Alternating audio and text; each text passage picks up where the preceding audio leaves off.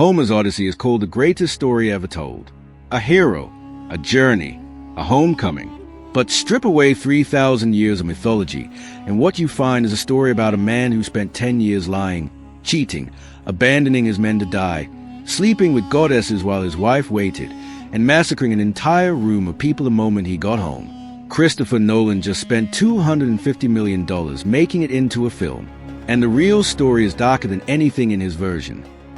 July the 17th, 2026. Christopher Nolan's adaptation of Homer's Odyssey opened in cinemas around the world. 2 hours and 52 minutes. Shot entirely on IMAX cameras.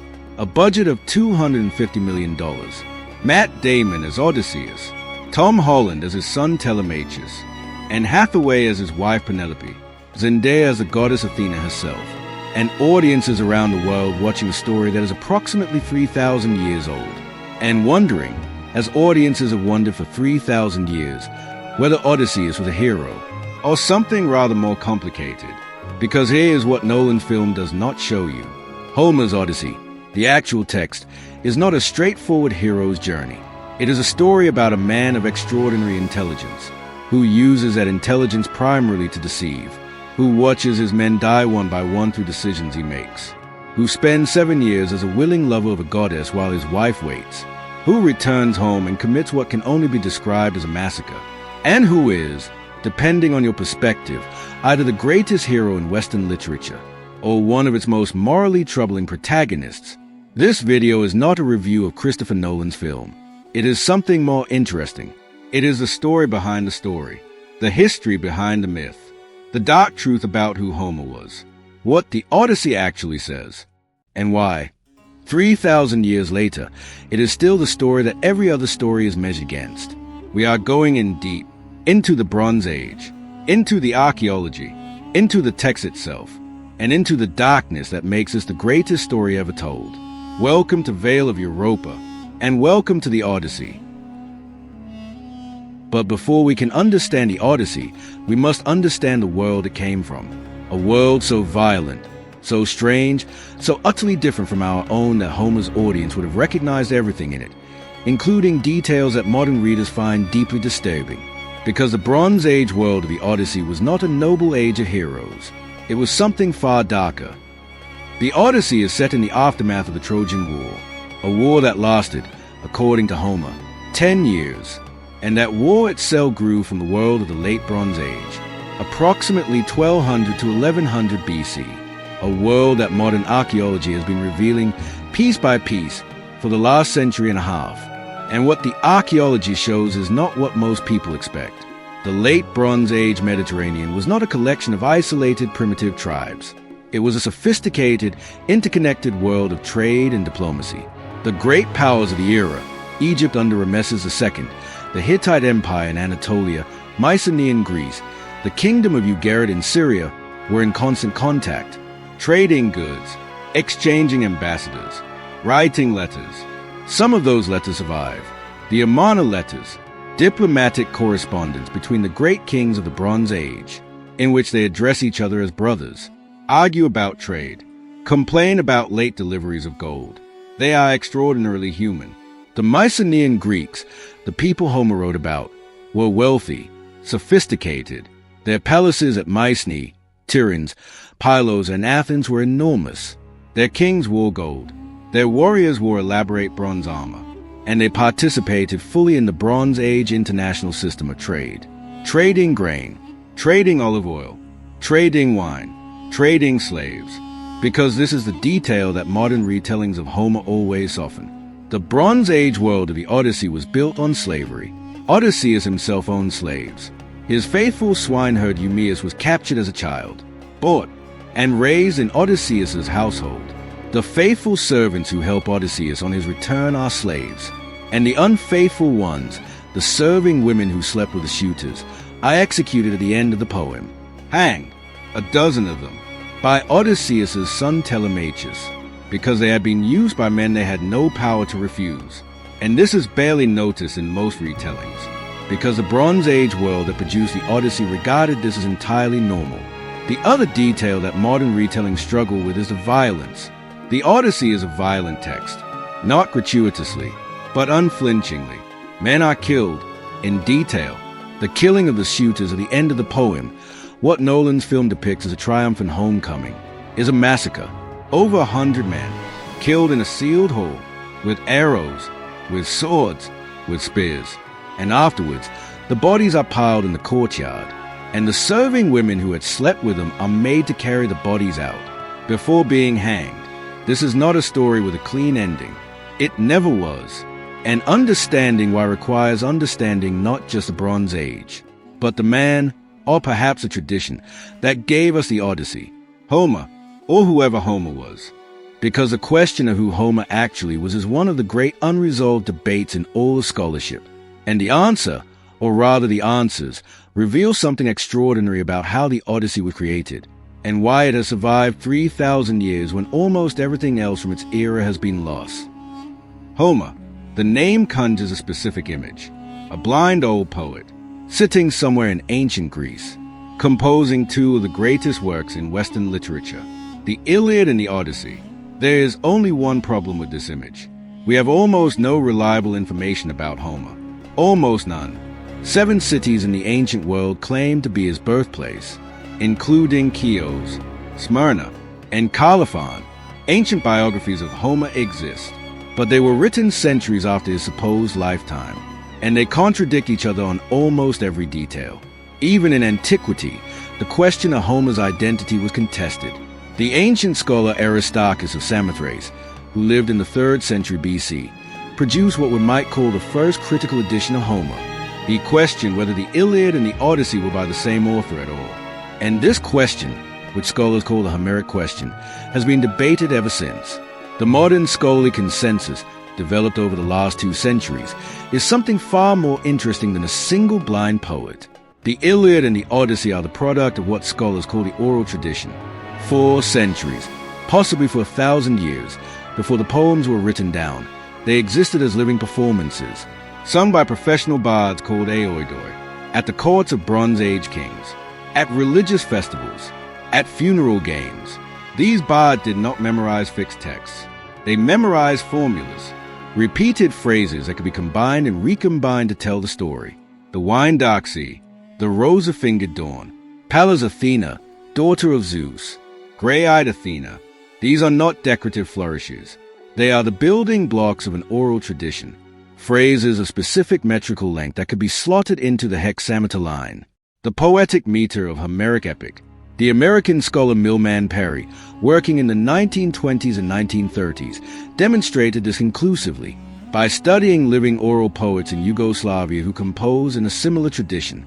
He showed that the Homeric poems were the product not of a single genius sitting down to write, but of generations of oral composition, refined and developed by countless bards over centuries, until at some point, most scholars now place this around the 8th century BC, the tradition crystallized.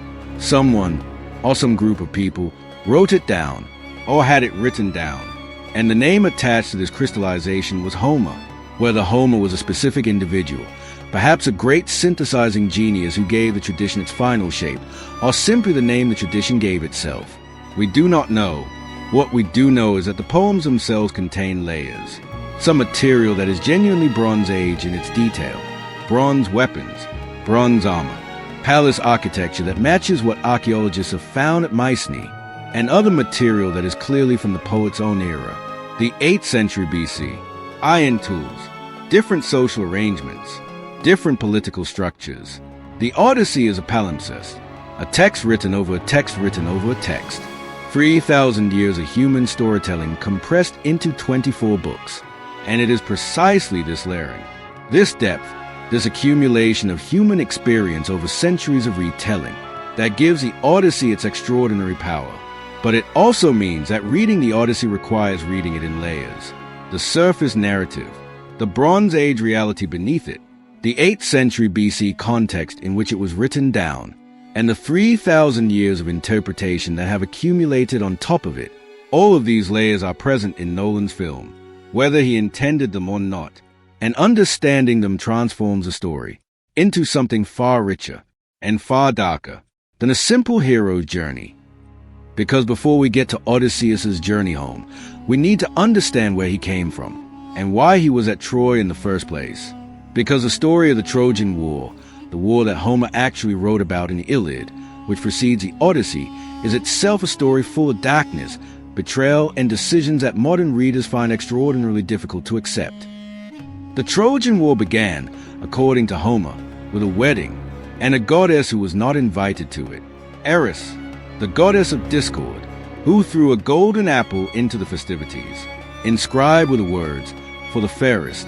3 goddesses claimed it: Hera, Athena, and Aphrodite, and Zeus, unwilling to judge between them, delegated the decision to a mortal, a young man on the slopes of Mount Ida, near Troy, a shepherd, who was, though he did not yet know it, the Prince of Troy, Paris, son of King Priam. Each goddess offered Paris a bribe. Hera offered power, dominion over kingdoms. Athena offered wisdom, military prowess. Aphrodite offered the most beautiful woman in the world. Paris chose Aphrodite. The most beautiful woman in the world was Helen, wife of Menelaus, king of Sparta. Whether Paris abducted Helen, or whether she went willingly, is a question the ancient world debated. And it matters, because if Helen went willingly, which some ancient sources suggest, then the entire Trojan War was fought to retrieve a woman who did not want to be retrieved. What is certain is that Paris brought Helen to Troy, and Menelaus called on his brother Agamemnon, the most powerful king in Greece, to help him get her back. And Agamemnon assembled the greatest military force in the Greek world, a fleet of 1,000 ships, gathering at the port of Aulis, ready to sail for Troy. And then the winds died. The fleet could not sail, and the seer Calchas told Agamemnon why. He had offended the goddess Artemis, and the price of her favor was the life of his daughter, Iphigenia. Agamemnon sent for his daughter. He told his wife Clytemnestra that Iphigenia was to be married to the hero Achilles. It was a lie. When Iphigenia arrived at Aulis, she was sacrificed on an altar to Artemis so that a fleet of ships could sail, so that Menelaus could retrieve a wife who may not have wanted to come home. The winds returned, the fleet sailed, and Clytemnestra, left behind with the knowledge of what her husband had done, began to plan. We will return to her, because Clytemnestra's story is one of the darkest threads running through the Odyssey, even though she barely appears in it. The war itself lasted 10 years. We know it primarily through the Iliad, which covers only a few weeks near the end of the war. But those weeks contain everything: the rage of Achilles, the death of Patroclus, the duel between Achilles and Hector, the funeral of Hector. The Iliad ends before Troy falls, but we know how Troy fell, through the Odyssey, through other ancient sources, and through the extraordinary archaeological discovery that changed how the world understood this story. Troy was real. The site of ancient Troy, Hisarlik in modern Turkey, was excavated beginning in 1868 by Heinrich Schliemann, a German businessman who had made a fortune in the California gold rush, and who was convinced, against the consensus of the scholarly world at the time, that Homer's Troy was a real place. He was right. What Schliemann found at Hisarlik was not one Troy. It was 9. 9 separate cities built one on top of another over 4,000 years. And the level that dates to the late Bronze Age, Troy 6 and BIA, shows evidence of destruction, burning, violent conflict, at approximately the time that the Trojan War would have occurred, around 1200 BC. Was it the Trojan War? Probably not exactly. The archaeological evidence suggests a real Bronze Age conflict in the region, a real siege of a real city, which was then absorbed into the oral tradition, retold, elaborated, mythologized, over centuries, until it became the 10-year siege, the wooden horse, the burning city, that Homer gave us. The truth, as always, is both more and less than the legend. More, because real people really fought and died there. Less, because no single war was quite as magnificent as the one Homer describes. But the story needed to be magnificent, because it needed to justify 10 years of slaughter, and a homecoming that would itself become a journey of 10 more years, and an ending that is not, despite what the films tell you, entirely happy. Because now we come to Odysseus himself, the man at the center of the story.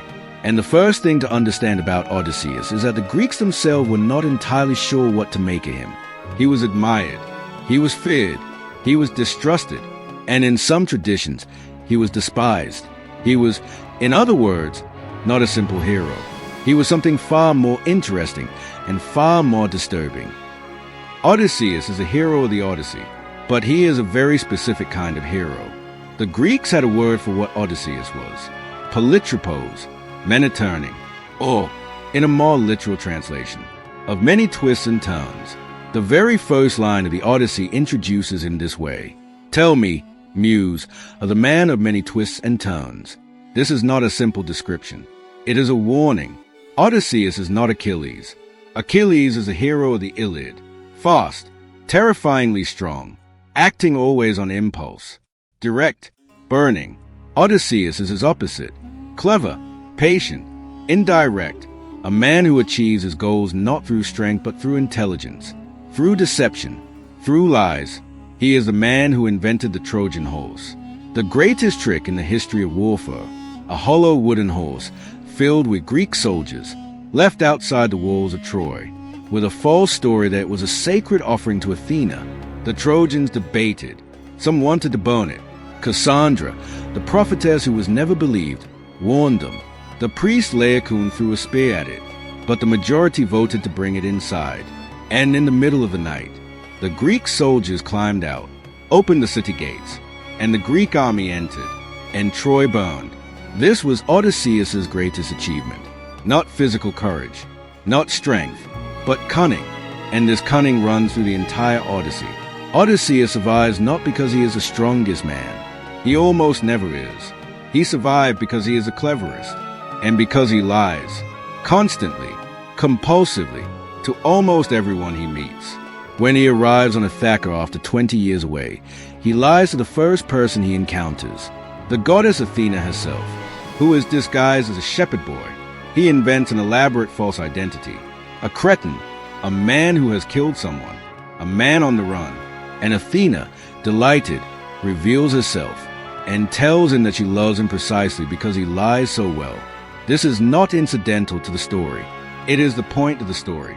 The Odyssey is a celebration of intelligence, of the specifically human capacity to think, to adapt, to survive through it rather than force. But it is also, honestly, a story about someone who lies so compulsively that it has become the defining feature of his character. And this made the Greeks uncomfortable.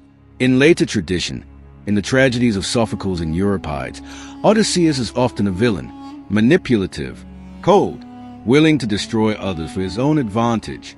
In the Ajax of Sophocles, he is the man who drives Ajax mad through political manipulation. In the Philoctetes, he is a man who tries to steal the bow of Philoctetes through deception. In the Hecuba of Euripides, he is a man who condemns Polyxena, a Trojan princess, to be sacrificed. The same capacities that make Odysseus a hero in the Odyssey make him a villain in other contexts. This is what makes him one of the most complex and enduring characters in all of literature. He is not simply good or simply evil. He is intelligent. And intelligence, and tempered by consistent moral principle, can be used for anything. Christopher Nolan understood this. It is why he chose the story. And it is why the Odyssey, despite being 3,000 years old, feels entirely modern. Because we live in a world full of Odysseuses, men and women of extraordinary intelligence, who use that intelligence for purposes that are not always entirely clean. And now we come to the journey itself, the actual 10 years of wandering that give the Odyssey its structure. And the truth about that journey, what it actually represents, what it actually costs, and what Odysseus actually does during it, is far darker than any film version has shown. The Odyssey does not begin at the beginning. Homer begins his story in the middle. In medias res, Odysseus has already been wandering for 9 years. He is currently held on the island of Ogygia by the nymph Calypso, who loves him or owns him. The distinction is not always clear. The gods have decided it is time for Odysseus to go home. And the poem then unfolds in two directions: forward, towards Odysseus' return, and backward, through Odysseus' own account of his wanderings, told by Odysseus himself, at the court of the Phaeacians. And this is important, because everything we know about Odysseus' journey comes from Odysseus himself, told in his own words, to an audience he wants to impress, from a man we have already established is a compulsive liar. This is not a flaw in the narrative. It is a feature of it. Homer is asking us to think about the reliability of storytellers, about the difference between what happened and what is said to have happened, about how we construct heroic narratives. With this in mind, let us follow Odysseus' account. After leaving Troy, Odysseus and his men first sacked the city of the Cicones, Ismarus. They killed the men, took the women, divided the livestock, and Odysseus' men refused to leave. They stayed on the beach, drinking, celebrating, despite Odysseus' orders to go. By morning, the Cicones had rallied their allies and attacked. Odysseus lost 72 men, 6 from each ship, in a raid that he himself had ordered, on a city that had nothing to do with the Trojan War, on people who were not his enemies. This is how the Odyssey begins, not with heroism, but with an act of piracy that cost the lives of 72 men, because Odysseus could not control his crew. The storm that follows, sent by Zeus, drives them south, to the land of the lotus eaters, where some of Odysseus' men eat the lotus, a fruit, or perhaps a drug, that makes them forget everything. Forget Troy, forget home, forget who they are. They sit on the beach in a state of blissful oblivion, and refuse to move. Odysseus drags them back to the ships, forces them aboard, ties them under the rowing benches, and sails away. This is presented as a correct decision, as leadership, and perhaps it is. But there is something disturbing about it too. Odysseus decides, for all of them, that forgetting is not an option, that they must go on, even the men who have chosen not to. The Odyssey is full of these moments, moments where Odysseus' leadership and Odysseus' control over others are presented as the same thing. And the men who die, in the poem, almost always die because of something Odysseus decided, for them, without their consent. And then comes the encounter that is perhaps the most famous in the entire Odyssey, the Cyclops, Polyphemus, the giant with one eye who ate Odysseus' men. But the story of the Cyclops, read carefully, is not quite the simple monster versus hero story that everyone knows. And what Odysseus does at the end of it changes everything that follows. Odysseus and his men come to an island, opposite the island of the Cyclopes, giants, each living alone, each in his own cave, without laws, without community, without agriculture. The Cyclopes are the opposite of civilization. Homer makes this explicit. They do not hold assemblies. They do not make decisions together. They have no ships, no trade. Each one is a law unto himself. Odysseus takes a party of men and enters the largest cave, without invitation. They find it full of food, cheese, lambs, kids. They help themselves.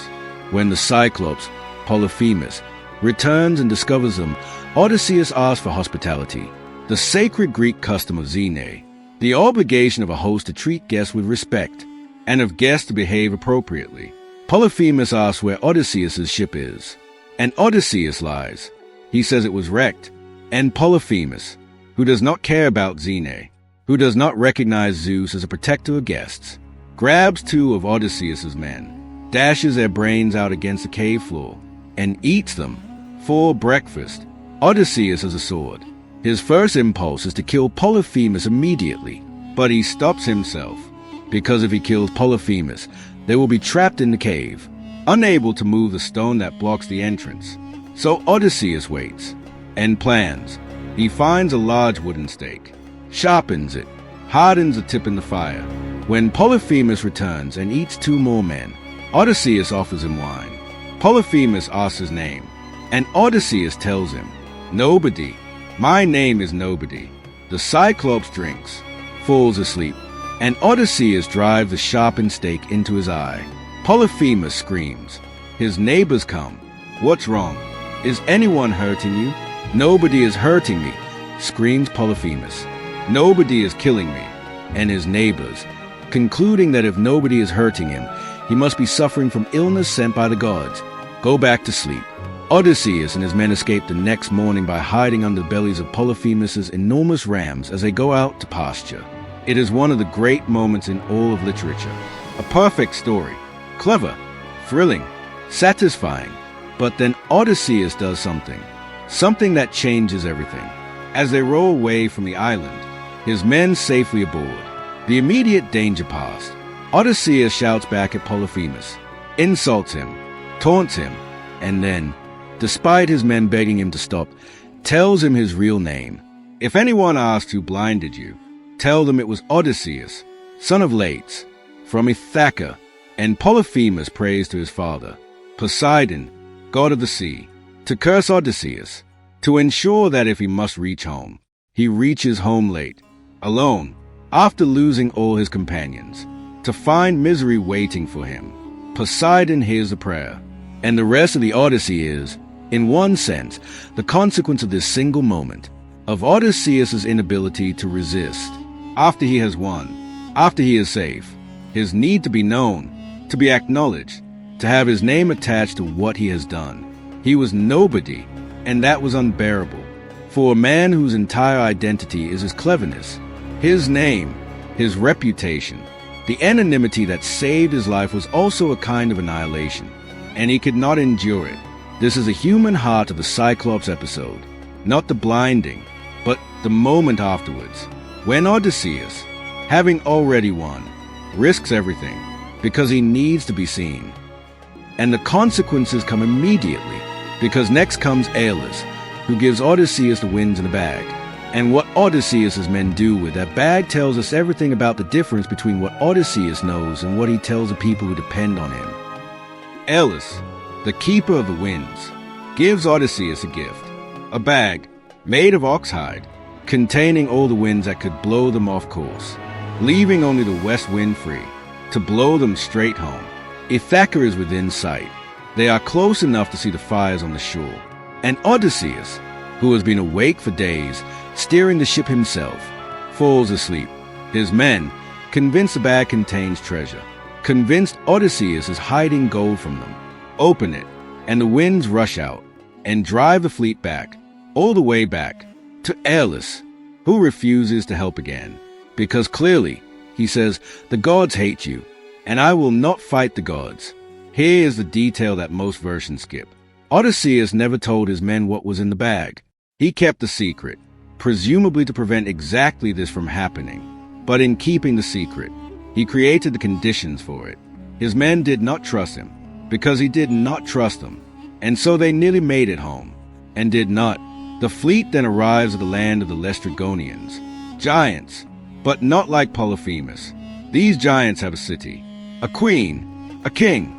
The other ships enter the harbor. Only Odysseus ties his ship outside. Why?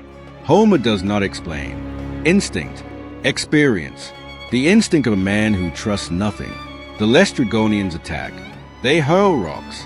They spear the men in the ships like fish. They eat them. Every ship in the fleet is destroyed, except Odysseus's, because he tied it outside. 11 ships, hundreds of men, gone, eaten by giants in a harbor. Odysseus' single ship rows away and arrives at the island of Aiaia, the home of Circe, the witch, who turns half of Odysseus' remaining men into pigs. Odysseus goes to rescue them, protected by the herb Moly, given to him by the god Hermes. He overcomes Circe's spell, threatens her with his sword, and Circe restores his men, and invites Odysseus to stay. And Odysseus stays. For a year, he lives with Circe for a year, while his men, slowly, become comfortable enough to finally remind Odysseus that they want to go home.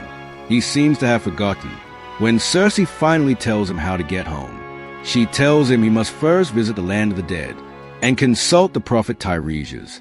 The descent into the underworld, the Nekuia, is one of the most extraordinary passages in all of ancient literature. Odysseus goes to the edge of the world, to a place of perpetual darkness, and he digs a pit, and he pours blood into it, and the dead come, the dead of Troy, the dead of his own crew, his own mother, who has died while he was away, who runs to him, and he cannot touch her. 3 times he tries to embrace a shade. 3 times she slips through his arms, like a shadow, like a dream, and she tells him what is happening on Ithaca. His father, Lates, is still alive, but wasted with grief. His wife Penelope is faithful, weeping, waiting, and Odysseus weeps, in the land of the dead, for the life he left behind. For the mother he cannot embrace. This is not an adventure. This is grief. And Homer knows it, and does not look away from it. But the encounter in the underworld that haunts the entire Odyssey is not with Tiresias. It is with a shade of Agamemnon, the king who led the Greeks to Troy. Because what happened to Agamemnon when he came home, what his wife did to him, is Homer's dark warning about what might be waiting for Odysseus too. Agamemnon appears in the underworld, the greatest king of the Greek world, the commander of 1,000 ships, dead. And when Odysseus asks how he died, Agamemnon tells him he was killed at a feast. His wife Clytemnestra and her lover Aegisthus had been planning his murder for years, since the day he left for Troy, since the day he sacrificed their daughter Iphigenia. Clytemnestra had never forgiven him. She had taken a lover, Aegisthus, a cousin of Agamemnon's, and when Agamemnon returned from Troy, triumphant, bringing home the Trojan princess Cassandra as a concubine, they were waiting. They held a feast. They invited him in, and in the middle of the feast, they killed him. Agamemnon describes it. He was slaughtered like an ox. His men killed around him. Cassandra killed beside him, and then Clytemnestra finished him. He died in the bath, or at the feast. Different sources say different things, but the image that haunted the ancient world was Agamemnon in the bath, stabbed by his wife, the most powerful man in Greece, helpless, naked, killed by the woman he had left behind. Homer uses Agamemnon's story as a constant shadow of Odysseus's. Agamemnon warns Odysseus, "Do not trust women, even your own wife. Come home in secret. Test everything. Trust nothing." And the Odyssey, consciously, deliberately, sets up Penelope as the opposite of Clytemnestra. Penelope who waits, who is faithful, who weaves and unweaves a shroud, who devises her own strategies to delay the suitors. Penelope who is, in her own way, as clever as Odysseus. But the shadow of Clytemnestra never quite leaves the poem, because Clytemnestra's story is not simply a warning about faithless wives. It is a story about what happens to women in war. What happens when a husband sacrifices a daughter for military advantage, and then comes home expecting to be celebrated. Clytemnestra's motive of Agamemnon is presented as wrong in the Odyssey, but Homer does not quite manage to make Clytemnestra entirely unsympathetic, because Homer, whoever Homer was, understood something fundamental, that stories have more than one perspective, and that the perspective of the triumphant hero is not always the most interesting one, or the most true. After the underworld, Odysseus faces two of the most famous dangers in all of literature, the Sirens and Scylla and Charybdis. And both of these encounters reveal something specific about Odysseus that no film version has fully captured, something that is both his greatest strength and his most troubling quality. The Sirens, women, are creatures shaped like women, who sit on a rocky island and sing, and any man who hears their song is drawn toward them, and crashes on the rocks, and dies. Circe has warned Odysseus, and Odysseus has a plan. He has his men plug their ears with wax, so they cannot hear. But Odysseus himself does not plug his ears. Instead, he has himself tied to the mast, so that he can hear the song, and not be able to act on it. And the sirens sing, and Odysseus hears, and strains against the ropes, and begs his men to untie him. And his men, who cannot hear him, cannot hear anything, only row harder, and they pass. This episode is so familiar that it is easy to miss what it actually says. Odysseus wants to hear the sirens. He arranges it deliberately. The wax in the ears would have been sufficient protection. But Odysseus cannot bear not to know, cannot bear not to experience, cannot bear to be protected from something by ignorance, even if that something would kill him. He must know, even at the cost of his freedom, even tied to the mast, helpless. He must hear. This is curiosity, unquenchable human curiosity, the same curiosity that sent him into the Cyclops' cave, even when his men urged him to take the cheese and go, the same curiosity that will drive him into the shooter's hole, disguised, testing, observing, before he strikes. Odysseus cannot not know, and this is both what makes him extraordinary, and what keeps killing his men. After the sirens comes a strait, between the monster Scylla and the whirlpool Charybdis. Circe has told Odysseus what to do. Sail close to Scylla, who will take 6 men. one for each of her heads, rather than through Charybdis, which will take the whole ship. Odysseus makes a decision. 6 men. He tells his helmsman to steer close to the cliff. He does not tell his men why. He does not tell them about Scylla, because if he did, he says, in the text, they might stop rowing, might panic, might try to hide. So he says nothing, and Scylla reaches down and takes 6 men, screaming, calling Odysseus' name. He watches them being lifted up, sees their hands reaching toward him, and does nothing, because he has calculated that 6 men is better than the whole ship. And he is right, and it is the most horrible moment in the Odyssey, not because the decision is wrong, but because Odysseus makes it, and watches it happen, and does not look away. And this is who Odysseus is.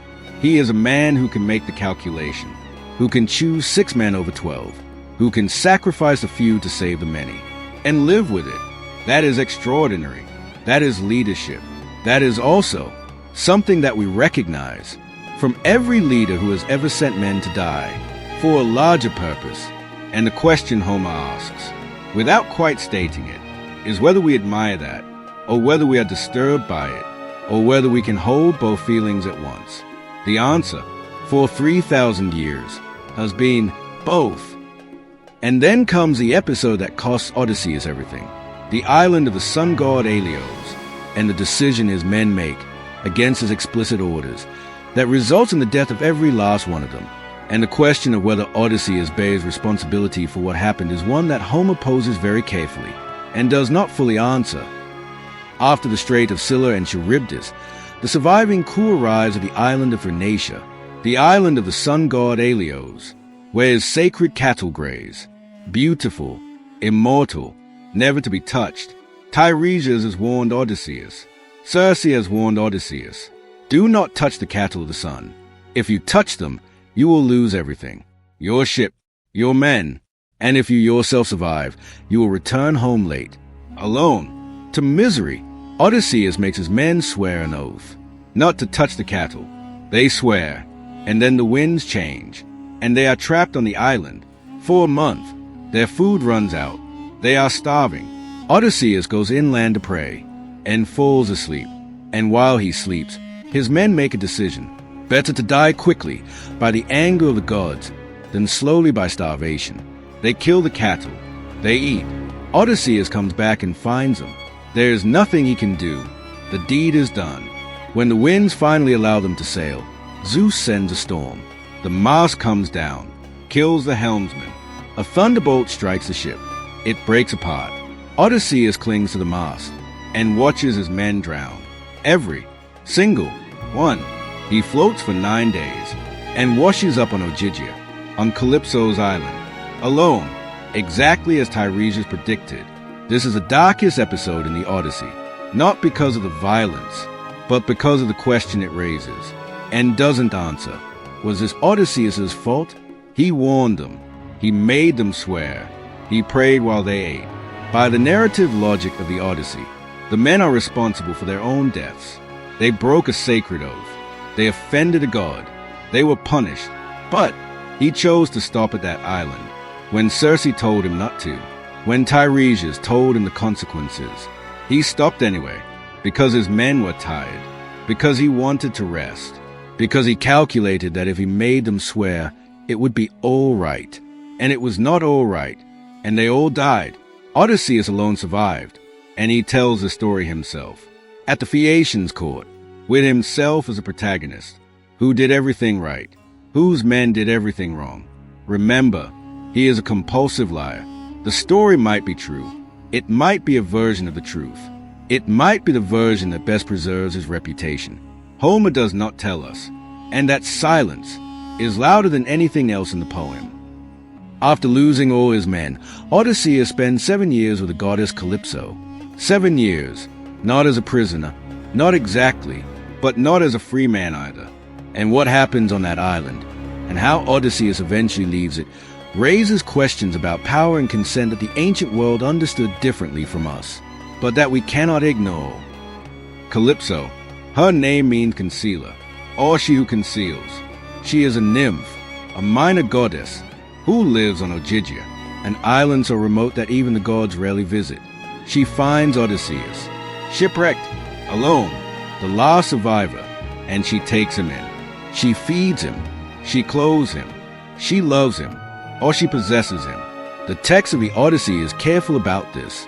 It says that Odysseus is kept on the island, that he sleeps with Calypso at night, at her insistence, but that during the day he sits on the rocks and weeps, looking out to sea, toward Ithaca, toward home. Calypso offers him immortality, if he will stay with her. He will never age, never die. He says no.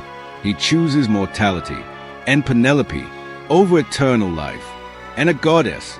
This is one of the great affirmations of the human in Western literature, the choice of a mortal life fully lived, over an immortal existence that is somehow not really living. But the power dynamic of this relationship is what disturbs modern readers. Calypso has absolute power over Odysseus. He cannot leave. She decides when he sleeps with her. She decides whether he eats. She decides everything. He has no agency. And this situation is resolved not by Odysseus himself, but by the intervention of the gods, specifically Athena, who lobbies Zeus, who sends Hermes, who tells Calypso to let him go.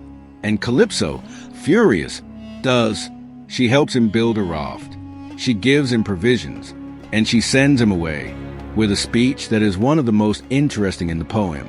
She points out that goddesses are not allowed to keep mortal lovers, but gods are allowed to keep mortal women. This is a double standard. She names it, and Homer lets her name it, and then she helps Odysseus build his raft anyway, because she has no choice, because Zeus has spoken.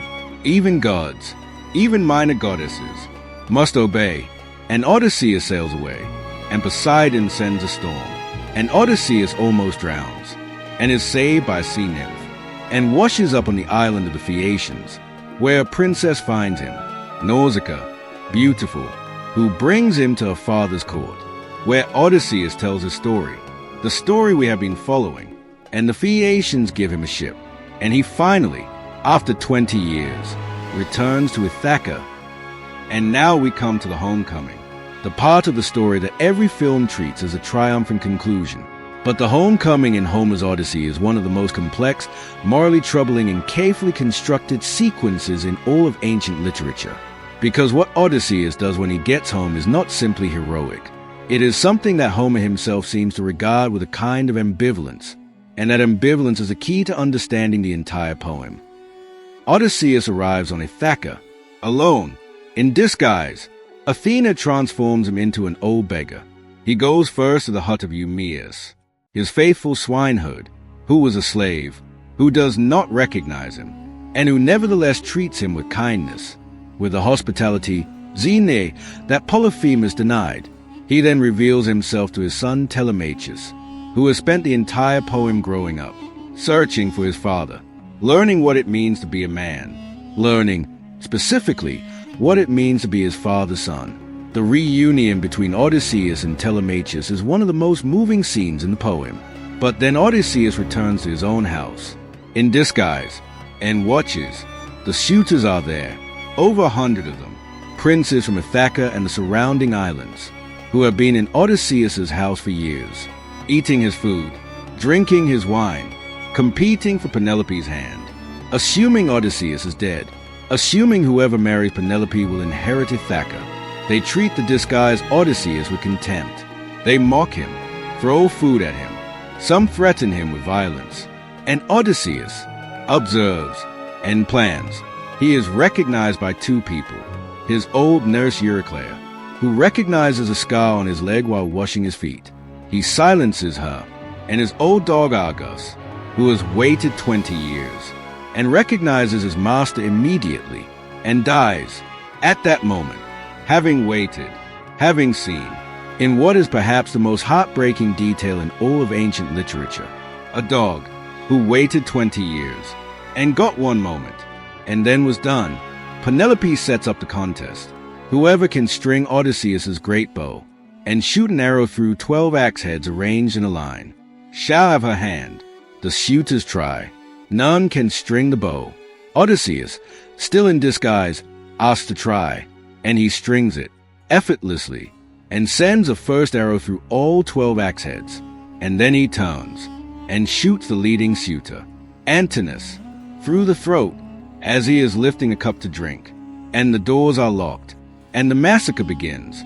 Odysseus, Telemachus, Eumaeus the swineherd, another loyal servant, against over 100 men, and they kill them, all of them, in a sealed hall, with arrows, swords, spears. The floor runs with blood, the bodies pile up, and when it is over, Odysseus calls for the serving women, the 12 who had slept with the suitors. He makes them carry the bodies out, clean up the blood, scrub the hole, and then Telemachus hangs them, all 12, because they had slept with the suitors, men they had no power to refuse, in a house where they were slaves, in positions of absolute powerlessness. And Homer, to his credit, describes a hanging with a simile. They die like thrushes, or doves, caught in a net. The simile is not triumphant. It is mournful. Homer knows what this is. He does not entirely hide it, but he does not interrupt the narrative to condemn it either, because in the world of the Odyssey, this is what justice looks like. And then Odysseus is reunited with Penelope, who does not recognize him, or pretends not to, and tests him with a trick about the bed. The bed Odysseus built himself, from a living olive tree, that cannot be moved. Only he could know this.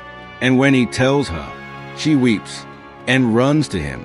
And the reunion of Odysseus and Penelope, after 20 years, is one of the most beautifully written passages in the poem. Two people of equal intelligence, equal patience, equal capacity for deception, finally recognizing each other and holding on. But the Odyssey does not end there. Not quite, because the families of the slaughtered suitors are gathering outside with weapons.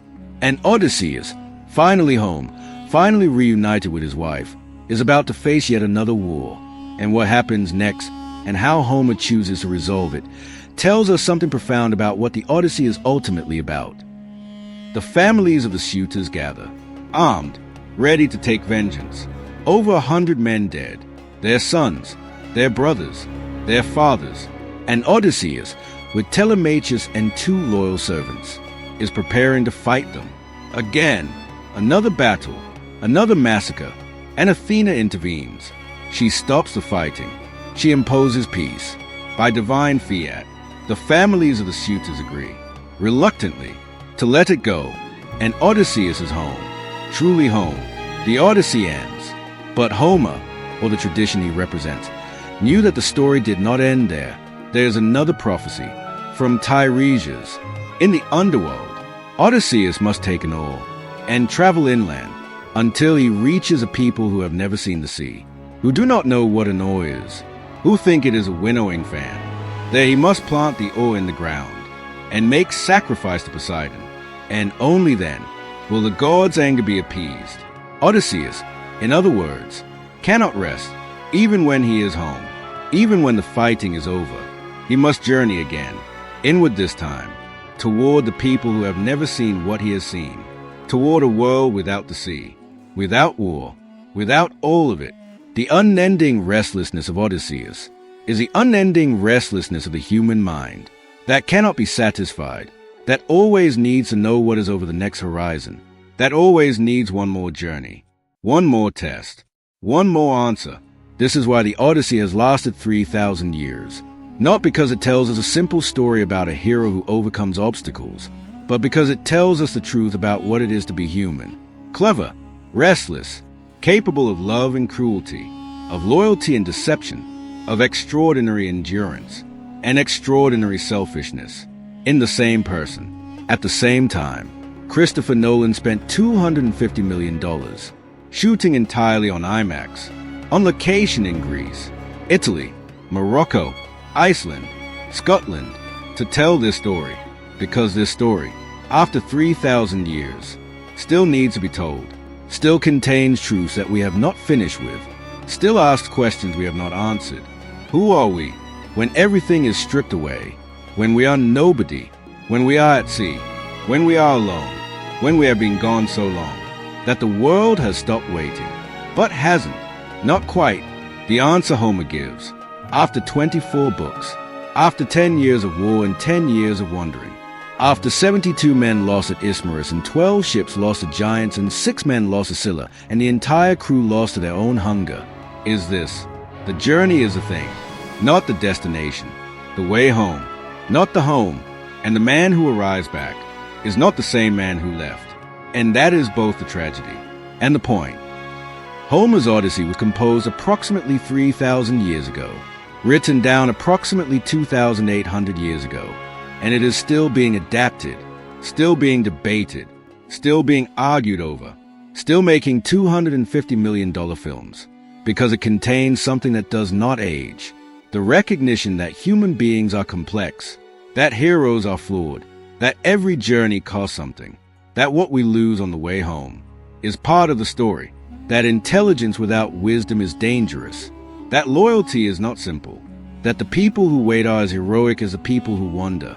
Penelope, waiting 20 years, weaving and unweaving, holding off 100 shooters through wit and patience, is as extraordinary as Odysseus. And Homer knew it, and built her that way. The Odyssey is not a simple hero's journey. It is a meditation on what it costs to be human, on the price of intelligence, the price of survival, the price of always needing to know, and on the extraordinary endurance of those who wait. Subscribe to Veil of Europa. Every week we go deep into the stories that shape the world we live in, the dark truth behind the myth, the history behind the legend, the human beings behind the heroes. We'll see you in the shadows,